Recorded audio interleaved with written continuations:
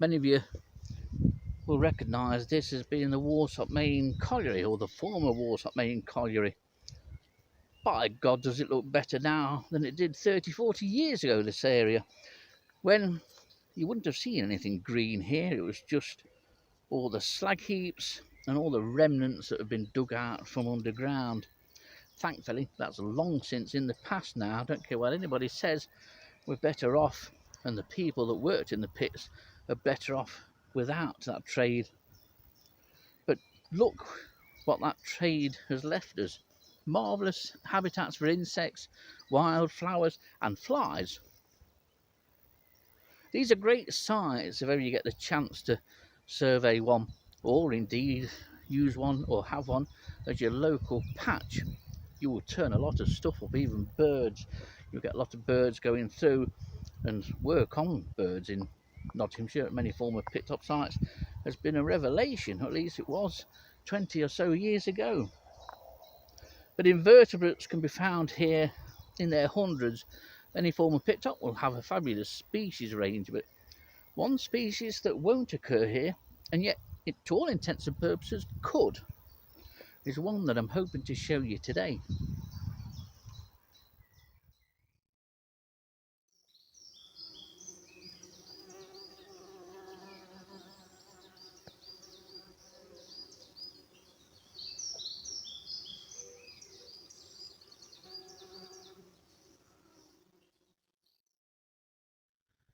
If this was anywhere on continental Europe, you would probably see the butterfly I'm going to show you today within a few minutes.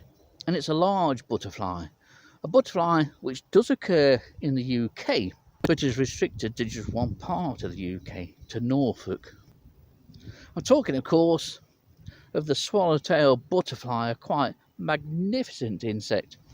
It really is probably our most impressive and exotic looking butterfly that we have here in the UK. And the UK race of the swallowtail is known as Britannicus.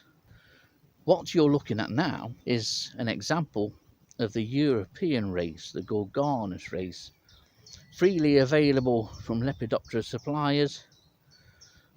You can rear these butterflies from the egg or the larva or the chrysalis at a relatively cheap price, and that's what I've done to illustrate this species both on this channel and on the website.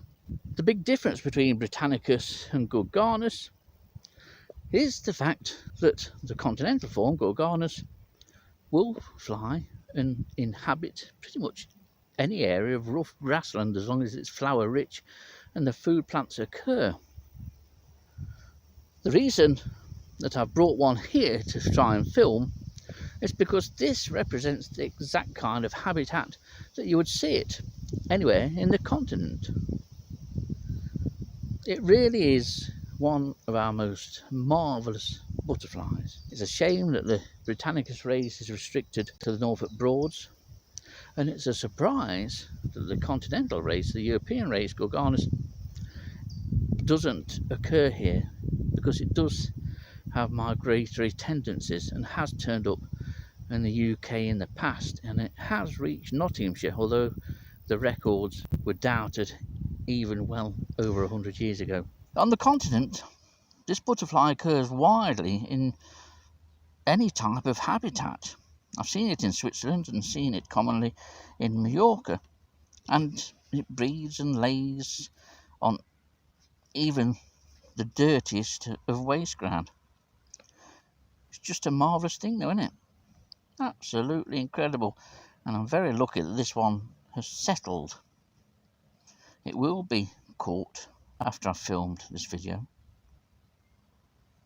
and I couldn't have hoped for a better shot, to be honest. They are the most beautiful flyers. They flutter. They're not powerful flyers like the nymphalids, although they are strong flying butterflies, but they have a strong sort of fluttery flight, flitting from flowers, and they certainly seem to prefer the flowers of wild carrot when I've been following this one around, waiting for it to do this and settle down.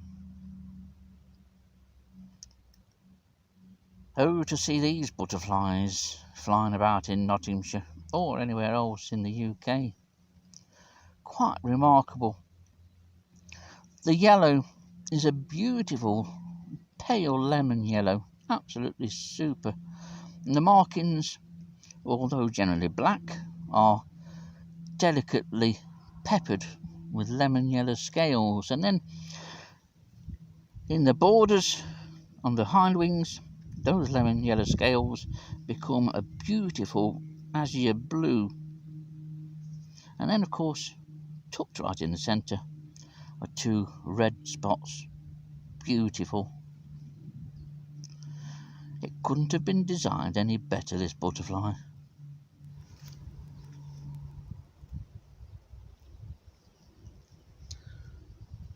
Looks as though we're going to get some rain in an hour or two, but I'm very pleased with how this has all passed by.